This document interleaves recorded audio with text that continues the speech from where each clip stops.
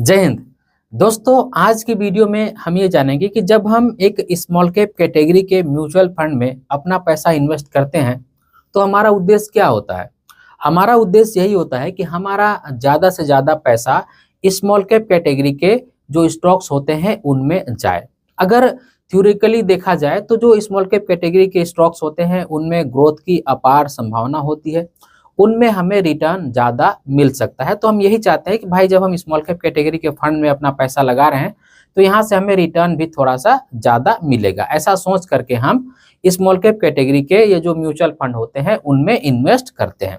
लेकिन अगर आप ऐसा चाहते होंगे कि भाई हमें कुछ ऐसे फंड आप बता दीजिए जो फंड स्मॉल कैप कैटेगरी के स्टॉक्स में सबसे ज़्यादा एक्सपोजर लेते होंगे, यानी कि उस म्यूचुअल फंड की पोर्टफोलियो में एटलीस्ट 80 से 90% स्टॉक सिर्फ स्मॉल कैप कैटेगरी के हो। कुछ इस तरह के फंड का नाम हमें बता दीजिए, या फिर आप इस तरह के फंड में निवेश करने की सोच रहे होंगे। तो आज की वीडियो में मैं आप सभी को कुछ 3-4 ऐसे फंड के बारे में बताना चाहता हूं जिन फंड के पोर्टफोलियो मैंने देखा है कि वहां पे लगभग 80 से 90% के आसपास का जो एक्सपोजर है वो सिर्फ स्मॉल कैप कैटेगरी के स्टॉक्स में है। लेकिन उससे पहले हम ये जान लेते हैं कि ये जो स्मॉल कैप कैटेगरी का फंड होता है इसको मैनेज करने के लिए नियम क्या है, ताकि जब हम आगे की जो वीडियो में बातें करेंगे तो हमें ऐसा ना लगे कि कोई फंड मैनेजर कहीं नियम से अलग हट करके बातें तो नहीं कर रहा है। और देखिए, जो नियम कानून है इसके बारे में मैंने पहले भी आप सभी को बता के रखा है, एक बार फिर से मैं आप सभी को रिवाइज कर दूंगा। तो आज की वीडियो हमेशा की तरह बहुत ही इंफॉर्मेटिव होने वाली है, इसलिए मैं रिक्वेस्ट करूंगा आप सभी से कि इस वीडियो को अंत तक जरूर देखिएगा। तो स्वागत है आप सभी का एक नई वीडियो में। आशा करता हूं आप सब अच्छे होंगे। मैं हूं अनवर अंसारी। चलिए पेश करते हैं। तो अब आपने देख ही लिया है कि मैंने यहाँ पे सारा डिटेल पहले से ही लिख करके रखा है। अब हम ये समझेंगे कि एक स्मॉल कैप कैटेगरी के म्यूचुअल फंड को मैनेज करने के लिए आखिर क्राइटेरिया क्या है। तो देखिए, एक स्मॉल कैप कैटेगरी के म्यूचुअल फंड को मैनेज करने के लिए जो क्राइटेरिया है वो ये है कि किसी भी जो फंड हाउस है उसके पास अगर कोई स्मॉल कैप कैटेगरी का फंड है या फिर वो फंड नया लॉन्च कर रहा है तो उसको इस बात का ध्यान देना होगा कि उनका जो पैसा है, जो पैसा उनको निवेशकों द्वारा मिला है मैनेज करने के लिए, उस पैसे का 65% हिस्सा इक्विटी स्मॉल कैप स्टॉक्स में जाना चाहिए। यानी कि 65% एक्सपोजर इक्विटी में होना चाहिए और वो इक्विटी स्मॉल कैप कैटेगरी का स्टॉक्स होना चाहिए। ये तो मैंडेटरी है।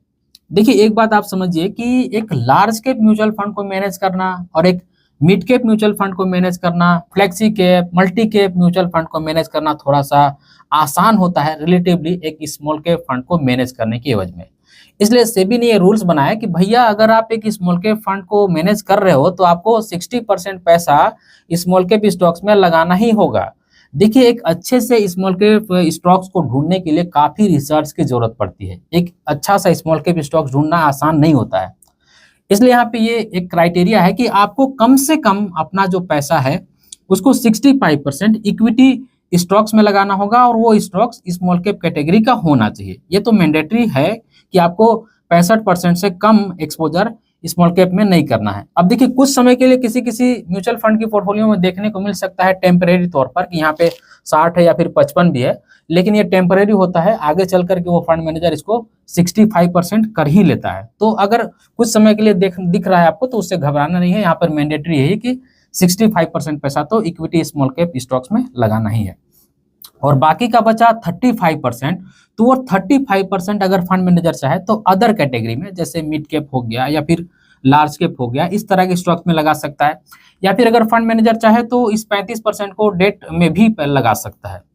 लेकिन यहाँ पर जैसा कि मैंने अभी आप सभी को कहा कि 65% जो है वो इक्विटी स्मॉल कैप स्टॉक्स में लगाना होता है। तो ये मिनिमम है, ये कम से कम है। अगर फंड मैनेजर चाहे तो ये जो पैसा है इसको 100%, यहाँ पे ये जो पैसा 65% की मैंडेटरी है, अगर फंड मैनेजर चाहे तो वो 100% पैसा भी आपका इक्विटी और स्मॉल कैप स्टॉक्स में लगा सकता है। स्मॉल कैप स्टॉक्स में पैसा आपका लगा सकता है फंड मैनेजर। अगर फंड मैनेजर को लगता है कि हमें स्मॉल कैप स्टॉक्स में पैसा लगा करके ज्यादा पैसा बन सकता है तो फंड मैनेजर अगर चाहेगा तो इस 65% को 100% भी कर सकता है। लेकिन मैंडेटरी ये है कि आपको 65 से नीचे नहीं करना होगा। अगर आप चाहें तो एलोकेशन यहाँ पे बढ़ा सकते हैं। तो कुछ इस तरह की रूल्स होती है सेबी की तरफ से, जिस रूल्स के अंदर में रह करके एक फंड मैनेजर अपने ये जो पोर्टफोलियो होता है स्मॉल कैप कैटेगरी का फंड का, उसको मैनेज करता है। अब देखिए, जैसे ही अभी कुछ न्यूज आई थी सेबी के लिए कि भाई सेबी ने कह दिया था कि भाई जो small cap mid cap category के स्टॉक्स हैं इनमें बबल आ गया है, थोड़ा सा ओवर वैल्यूड हो गए हैं। तो कई लोगों ने ऐसा भी कहा कि भाई ये जो स्मॉल कैप कैटेगरी का जो म्यूचुअल फंड है ना, इसको मैनेज करने के रूल्स में बदलाव हो सकता है। मैंने उस समय भी आप लोगों से कहा कि ये रूल्स इतने अच्छे बनाए गए हैं, इतने सोच समझ करके बनाए गए हैं कि शायद ही ऐसा चांस है कि इस रूल्स को बदलाव करने की जरूरत पड़े, क्योंकि इसमें बहुत बड़ा दायरा दिया गया है एक फंड मैनेजर को सेफ्टी की तरफ भी अपने फंड को ले जाने के लिए और मैक्सिमम रिटर्न की तरफ भी ले जाने के लिए। तो इसमें शायद ही कोई बदलाव की जरूरत पड़ी, और अभी तक तो फिलहाल हमें ऐसा देखने को नहीं मिला है कि ये जो रूल्स है इसमें कोई भी बदलाव करने की जरूरत पड़ी हो। तो अभी तक तो रूल्स में बदलाव करने का जरूरत नहीं पड़ा है, नहीं तो हमें मालूम हो जाता है। तो ये वो रूल्स है जिसके हिसाब से एक स्मॉल कैप कैटेगरी के म्यूचुअल फंड को मैनेज किया जा सकता है। तो अब हम ये जानेंगे कि भाई हमने जैसा कि ये तो जान लिया कि रूल्स क्या है, और हम ये भी जान रहे हैं कि अगर किसी म्यूचुअल फंड की पोर्टफोलियो में ज्यादा स्मॉल कैप कैटेगरी का स्टॉक्स हो तो थ्योरेटिकली तो यही समझ में आ रहा है कि अगर ज्यादा स्मॉल कैप कैटेगरी में स्टॉक्स में एक्सपोजर लिया जाए तो रिटर्न थोड़ा सा बेटर मिल सकता है। अगर वहीं पे लार्ज कैप और मिड कैप रखा जाए तो थोड़ा सा रिटर्न कम हो सकता है। थ्योरी तो यही कहता है, लेकिन प्रैक्टिकली में भी ऐसा है क्या कि अगर कोई म्यूचुअल फंड की स्कीम ऐसी है जिसने स्मॉल कैप स्टॉक्स में ज्यादा एक्सपोजर ले करके रखा है और वहां पे रिटर्न भी ज्यादा मिल रहा है, तो इस बात को भी हम चेक करेंगे। और हम ये भी जानेंगे कि कौन से हैं वो फंड जिन फंड ने अपने पोर्टफोलियो में ज्यादा स्मॉल कैप में एक्सपोजर लेके रखा है, यहाँ तक कि 80-90% के आसपास का एक्सपोजर लेकर के रखा है। तो चलिए हम लैपटॉप की स्क्रीन पर चलकर देख लेते हैं कि कौन से हैं वो फंड जिनके पोर्टफोलियो में हमें सबसे ज्यादा स्मॉल कैप कैटेगरी में जो स्टॉक्स होते हैं उनमें एक्सपोजर देखने को मिल रहा है। तो अब आप देख सकते हैं हम आ गए हैं लैपटॉप की स्क्रीन के ऊपर, और इस वीडियो के अंदर हम यही जानने वाले हैं कि किस स्मॉल कैप कैटेगरी के पोर्टफोलियो में सबसे ज़्यादा स्मॉल कैप कैटेगरी के स्टॉक्स का एक्सपोजर है। हम आज के वीडियो में कोई रिटर्न चेक नहीं करेंगे, कोई टेक्निकल पैरामीटर नहीं देखेंगे, क्योंकि हमें सिर्फ यही जानना है कि कौन सा ऐसा स्मॉल कैप फंड है जिनके पोर्टफोलियो में सबसे ज़्यादा स्मॉल कैप कैटेगरी का होल्डिंग है। आप यहाँ देख सकते हैं मैंने चेकबॉक्स किया है स्मॉल कैप फंड पे, और यहाँ पे परसेंटेज स्मॉल कैप होल्डिंग, यहाँ पे परसेंटेज मिड कैप होल्डिंग, यहाँ पे परसेंटेज लार्ज कैप होल्डिंग, यानी कि इनके नीचे हमें वो परसेंटेज दिखेगा, यानी कि हम ये देख पाएंगे कि कितना परसेंट किस फंड में किस कैटेगरी का होल्डिंग है। तो मैं यहाँ स्मॉल कैप फंड पे क्लिक कर दे रहा हूँ, तो आप देख सकते हैं कि अब हमारे सामने वो फंड आ गए जिनके पोर्टफोलियो में सबसे ज़्यादा स्मॉल कैप कैटेगरी का होल्डिंग है। सबसे पहला फंड हमारे सामने आ रहा है टाटा स्मॉल कैप फंड। आप देख सकते हैं कि इनके पोर्टफोलियो में 90% से भी ज़्यादा स्मॉल कैप स्टॉक्स में होल्डिंग है, 90% से ज़्यादा, 90.27%। और अगर बात करें मिड कैप की तो 4.01%, यानी कि 4% के आसपास का होल्डिंग इन्होंने मिड कैप में भी लेके रखा है, और लार्ज कैप में कोई भी होल्डिंग इन्होंने नहीं लिया है। तो आप देख सकते हैं कि अपना इन्होंने 90% पैसा सिर्फ स्मॉल कैप होल्डिंग में लगाया है, जो कि स्मॉल कैप कैटेगरी में सबसे ज़्यादा है।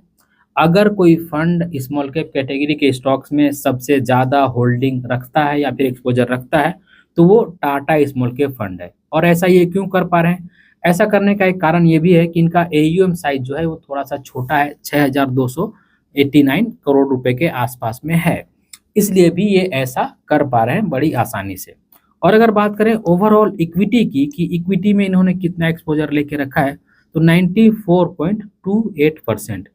तो जो पैसा इनके पास रिमाइंड बच रहा है उसे इन्होंने डेट में भी नहीं लगाया, तो हो सकता है इनके पास कैश में पैसा होगा, शायद अपॉर्चुनिटी का इंतजार कर रहे होंगे कि भाई जब भी गिरावट मिले तब हम ये पैसा निवेश कर दें। तो आप देख सकते हैं कि लार्ज कैप में इन्होंने एक भी रुपए का इन्वेस्टमेंट नहीं किया है, मिड कैप में 4% और स्मॉल कैप में देख सकते हैं 90% से थोड़ा ज़्यादा ही एक्सपोजर है। और बात करें दूसरे फंड की तो आप देख सकते हैं DSP स्मॉल कैप फंड, इन्होंने 87.87% का एक्सपोजर जो है वो स्मॉल कैप में लिया है, और मिड कैप में देख सकते हैं यहाँ पे 4.70%। तो कह सकते हैं कि ऑलमोस्ट टाटा से सिमिलर ही है, थोड़ा सा स्मॉल कैप में कम है और थोड़ा सा मिड कैप में ज़्यादा है, नहीं तो आप बोल सकते हैं कि सिमिलर ही है दोनों में एक्सपोजर। और इन्होंने भी लार्ज कैप में देख सकते हैं एक भी रुपए का कोई एक्सपोजर नहीं लिया है, और ओवरऑल इक्विटी में देख सकते हैं कि 92.66% का एक्सपोजर इनका है। तो हो सकता है बाकी जो रिमाइंड पैसा है वो अपॉर्चुनिटी के इंतजार में इन्होंने रखा होगा। तीसरा fund UTI small cap fund है। इन्होंने भी बहुत ज़्यादा एक्सपोजर स्मॉल कैप कैटेगरी के फंड में लिया हुआ है। आप देख सकते हैं यहाँ पे अगर मैं बात करूँ यूटीआई की तो 83% का एक्सपोजर इन्होंने स्मॉल कैप स्टॉक्स में रखा है। 12.40 यानी कि 12.40% के आसपास का एक्सपोजर इन्होंने मिड कैप में रखा है और लार्ज कैप में इन्होंने भी कोई भी पैसा यहाँ पे नहीं लगाया है। 95.40% का एक्सपोजर इन्होंने ओवरऑल इक्विटी में रखा है। और बात करें डेट की तो यहाँ पे देख सकते हैं 0.11% का एक्सपोजर इन्होंने डेट में रखा है। तो बाकी का जो इनका पैसा है वो हो सकता है कैश में इन्होंने रखा होगा अपॉर्चुनिटी के इंतजार में। चौथा fund SBI small cap fund, सबका भरोसे वाला फंड, सब इस फंड को पहचानते हैं। ये फंड किसी भी पहचान का मोहताज नहीं है। अगर बात करें स्मॉल कैप होल्डिंग की तो आप देख सकते हैं कि 81.97% यानी कि ओवरऑल 82% का एक्सपोजर इन्होंने सिर्फ स्मॉल कैप स्टॉक्स में रखा है, जो कि इतने बड़े एम साइज के साथ में करना थोड़ा सा मुश्किल है, लेकिन इन्होंने ऐसा किया है। और मिड कैप में देख सकते हैं 6.56% यानी कि ओवरऑल 6.5% के आसपास का एक्सपोजर इन्होंने मिड कैप में रखा है। लार्ज कैप में कोई भी पैसा इन्होंने नहीं रखा है। और ओवरऑल इक्विटी की बात करें तो 88.52% यानी कि बोल सकते हैं कि ऑलमोस्ट 89% के आसपास में इन्होंने पैसा इक्विटी में लगा के रखा है। पहले और भी इनका कम पैसा इन्वेस्टेड था, अभी मुझे लगता है कि थोड़ा सा इन्होंने पैसा ज़्यादा इन्वेस्ट कर दिया है और जो पैसा है हो सकता है रिमाइन होगा, क्योंकि यहाँ पे डेट में इन्होंने कोई भी पैसा नहीं लगा के रखा है। तो मेरे ख्याल से ये वो 4 फंड हैं जिन्होंने इक्विटी में और खास करके स्मॉल कैप कैटेगरी के फंड में या फिर स्मॉल कैप कैटेगरी के स्टॉक्स में सबसे ज़्यादा पैसा लगा करके रखा है। और यही वजह भी हो सकता है कि टाटा स्मॉल कैप फंड ने भी लमसम लेना बहुत पहले बंद कर दिया था और एसबीआई स्मॉल कैप फंड ने भी लमसम लेना बहुत पहले बंद कर दिया था। और टाटा का तो देख सकते हैं कि यहाँ पे एयूएम साइज बहुत कम है, लेकिन अभी से ही इन्होंने लमसम लेना बिल्कुल भी बंद कर दिया है। तो मेरे ख्याल से ये वो 4 फंड हैं जिनके पोर्टफोलियो में स्मॉल कैप कैटेगरी का जो स्टॉक्स है वो सबसे ज़्यादा है। तो अगर आप ऐसे फंड ढूंढ रहे होंगे जो कि स्मॉल कैप कैटेगरी में सबसे ज़्यादा एक्सपोजर लेते होंगे, तो ये वो फंड है, आप चाहे तो इनको प्रेफर कर सकते हैं। अब जैसा कि मैंने इस वीडियो को शुरुआत में एक थ्योरी की भी बात की थी कि थ्योरी तो यही कहता है कि जो फंड स्मॉल कैप स्टॉक्स में ज़्यादा एक्सपोजर लेते होंगे, क्योंकि स्मॉल कैप स्टॉक्स में ज़्यादा ग्रोथ आ सकते हैं, वहाँ पे ग्रोथ की अपॉर्चुनिटी अपार रहती है, तो ऐसे में वहाँ से रिटर्न ज़्यादा मिल सकता है, ऐसा थ्योरी कहता है। लेकिन हमेशा थ्योरी में और प्रैक्टिकल में अंतर होती है। तो अब हम ये चेक कर लेते हैं कि किस म्यूचुअल फंड की स्कीम में जो कि स्मॉल कैप कैटेगरी का है उन्होंने सबसे कम एक्सपोजर स्मॉल कैप स्टॉक्स में लिया है। तो मैं जब यहाँ पे दोबारा क्लिक करूंगा तो हमारे सामने वो फंड आ जाएंगे जिन्होंने स्मॉल कैप स्टॉक्स में सबसे कम एक्सपोजर लिया है। तो मैं यहाँ पे क्लिक कर दे रहा हूँ। तो अब आप देख सकते हैं कि क्वांट स्मॉल कैप फंड हमारे सामने आ गया, जिसने सबसे कम 54.20% का एक्सपोजर लिया है। और आप जान ही रहे हैं कि क्वांट स्मॉल कैप फंड अभी रिटर्न के मामले में सबसे आगे है। और अगर बात करें लार्ज कैप की तो आप यहाँ पे एक चीज़ और देख लीजिए कि अब मैं यहाँ पे लार्ज कैप पे क्लिक किया तो अब यहाँ पे देख सकते हैं कि इस फंड ने स्मॉल कैप में सबसे कम एक्सपोजर लिया है और लार्ज कैप में सबसे ज़्यादा एक्सपोजर लिया है। स्मॉल कैप कैटेगरी के जितने भी फंड हैं उनमें स्मॉल कैप में सबसे कम एक्सपोजर है क्वांट का और लार्ज कैप में सबसे ज़्यादा एक्सपोजर है क्वांट का। आप यहाँ देख सकते हैं, एक बार फिर से मैं क्लिक कर दूँ, अब हमारे सामने वो फंड आ गए जिनमें लार्ज कैप का एक्सपोजर नहीं है या फिर बहुत कम है। जब मैं दोबारा क्लिक करूँगा तो हमारे सामने वो फंड आएगा जिनका पोर्टफोलियो में लार्ज कैप स्टॉक सबसे ज़्यादा है। तो देख सकते हैं 27.45% का एक्सपोजर लार्ज कैप में ये क्वांट स्मॉल कैप फंड वालों ने रखा है। और आप रिटर्न देख सकते हैं कि सबसे ज़्यादा रिटर्न यही फंड दे रहे हैं।